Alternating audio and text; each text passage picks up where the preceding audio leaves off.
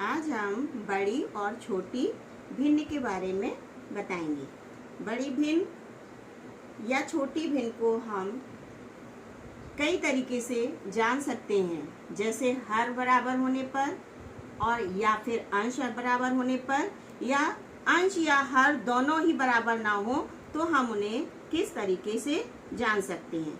तो पहला आता है हर बराबर होने पर। ठीक है, तो हर बराबर होने पर मान लीजिए हमने ये लिया 1/, कितना है ये 1/4। कितना है ये 1/4। अब हम इसमें ले लेते हैं 2/4। 1/4 और 2/4 में यदि पूछा जाए कि कौन सी भिन्न बड़ी है तो हम कैसे जानेंगे। अगर आप चित्र से देखें तो शायद आप ऐसे ही समझ जाएं। क्यों, देखिए मान हमने ये एप्पल का चौथा भाग हमने किसी को दिया और इसमें आधा भाग दिया, तो इसमें हमने किसको ज़्यादा दिया, 2/4 को दिया ना। तो ये हो गई आपकी 2/4 बड़ी। तो चित्र से आप समझ गए। और वैसे रूल क्या होता है कि जिन भिन्नों के हर बराबर होते हैं उसका जो अंश बड़ा होता है वो भिन्न बड़ी होती है। ठीक, ये है रूल नंबर 1। अब दूसरा रूल है कि यदि अंश बराबर हो तब हम कैसे जाने। तो अंश बराबर करने के लिए मान लीजिए हमने ये लिया 2/3। ठीक, एक ये संख्या ले ली 2/3 और ये 2/4। ठीक, 2/3 2/4 और ये लिया हमने 2/8। ठीक, 2/8 हमने 3 भिन्न ले ली। अब 3 भिन्नों में कौन सी भिन्न बड़ी है। अंश बराबर होने पर ये रूल होता है कि जिसका हर छोटा होता है यानी कि सबसे कम होता है वो भिन्न बड़ी होती है। अगर आप चित्र से देखें तो भी आप समझ जाएंगे। 2/3 कौन सा है, ये है 2/3। और दूसरा क्या है 2/4। तीसरा क्या है 2/8। इनके तीनों के अंश बराबर है ना, क्योंकि यहाँ भी 2 है, यहाँ भी 2 है और यहाँ भी 2 है। और चित्र से आप देख के समझ सकते हो किसको ज़्यादा मिला है, एप्पल 2/3 को ना।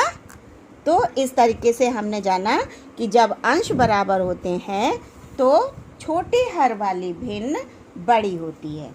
अब है तीसरा रूल, अंश व हर दोनों ही समान ना हो तो हम कैसे जानेंगे कि भिन्न कौन सी भिन्न आपकी बड़ी है। तो मान लीजिए हमने ये ले लिया 1/2, ये लिया 1/2 और दूसरा हम ये ले लेते हैं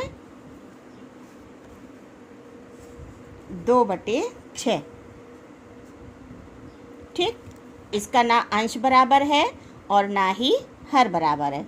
तो इसको जानने के लिए हम क्या करते हैं, बज्र गुणा करते हैं। बज्र गुणा मतलब नीचे वाली संख्या का ऊपर वाली संख्या में गुणा और ऊपर वाली संख्या का ये वाली नीचे की संख्या का ऊपर वाली संख्या में गुणा। तो इसका हमने इसमें गुणा किया तो कितना आ गया, 2 दूनी 4।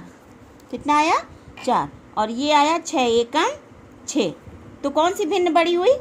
तो इसका रूल है कि बज्र गुणनखंड करने में जो अंश बड़ा होता है वो भिन्न बड़ी होती है। यानी कि 1/2 आपकी बड़ी है किससे, 2/6 से।